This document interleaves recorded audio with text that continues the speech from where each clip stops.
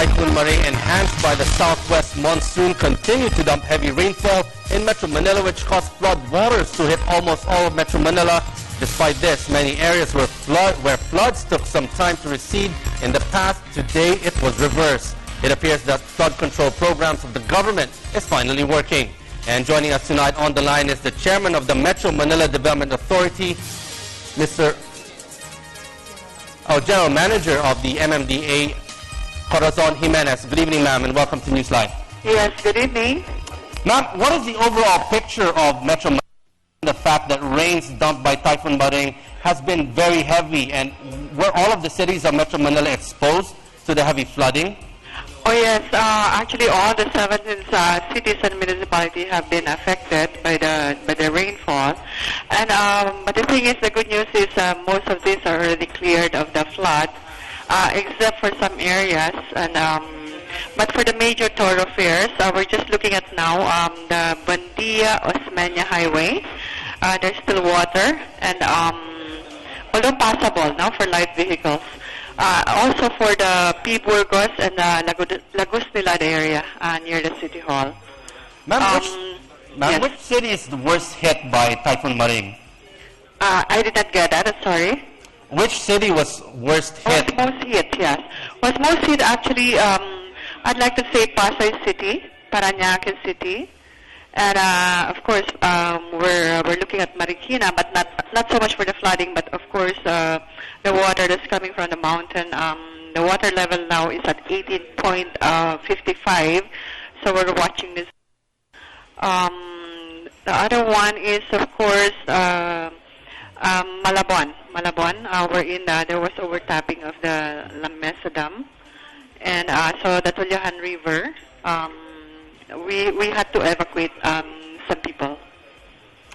Ma'am, we have seen that many cities were badly hit by floods in the past are actually experiencing less floods. Let's say Pasig and Taguig, for example, flood waters quickly receded.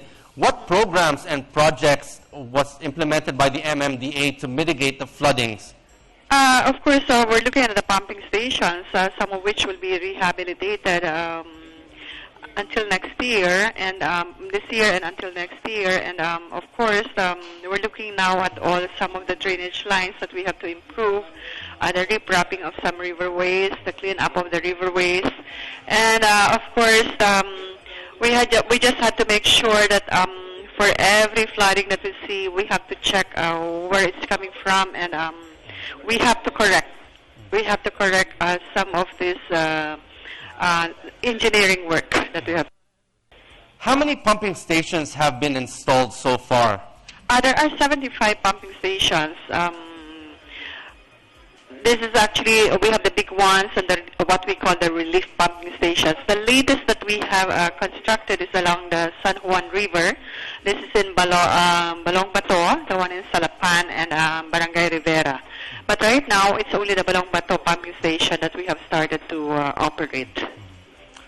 In the future, are there still going to be more pumping stations to be installed? We yes, see there's still a lot of flooding in Metro Manila. That's right. Not exactly just to construct, but more of actually rehabilitation that we'd like to do because the capacity could not anymore be. It has to have the rainfall that it accepts. It has to be rehabilitated. Ma'am, right now it seems that worst hit right now is also Marikina in Manila. What is the situation there right now? In Marikina, of course, as I said, the water level is at 18.55. It has gone down a bit, because earlier, something like an hour ago, it was at almost 19. There was forced evacuation that was done by the city. Mm-hmm. How was the evacuation of the residents? It went residents? very well because in Marikina they have alerts, so it went up to as high as alert 4. So at alert 3, there were already warnings, and there was really a forced evacuation that was done. But at alert 4, they make sure that everyone is accounted for as far as the evacuees are concerned. Ma'am, how effective so far is your rescue efforts? Has there been any close coordination with all local governments in Metro Manila? Yes, we are closely working with the Philippine Army, the JTF NCR, the NCRPO, that's the Philippine National Police. We're also working with the Philippine Coast Guard, and of course the two utilities companies, the Manila Water and the Maynilad Water. We use most of their what we call the vacuum trucks to siphon water where the areas are flooded, like Magallanes, the Osmeña Highway, the one in España, where most of the people would use the road. No? So these are the done almost the past 2 days. Ma'am, in a final word, what is your advice to our people in Metro Manila? Yes, like for example, now for the past 2 days, we noticed that some people are still on the street despite the fact the schools are closed and then the government offices. No? But tomorrow we'd expect, it's a holiday. So we would like to advise that if there's nothing really so important and if the rains are still bad, if they could just stay home for a while. No? Okay. And the other one is, of course, we'd like people to keep on listening, tune up to radio stations and television.